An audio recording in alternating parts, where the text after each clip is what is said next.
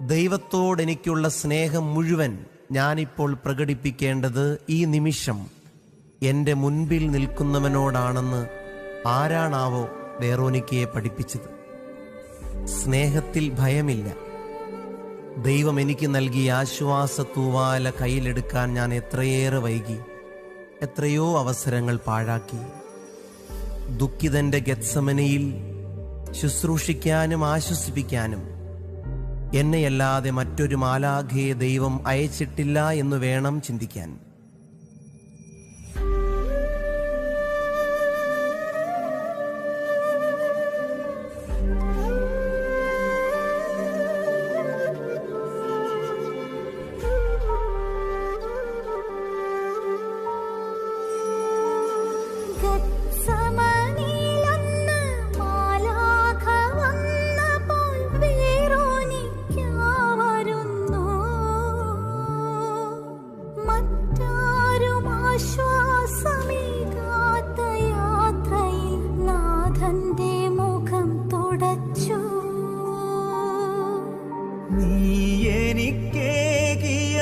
ആശ്വാസത്തൂവാല ഞാനിന്ന് കയ്യിലേന്തും.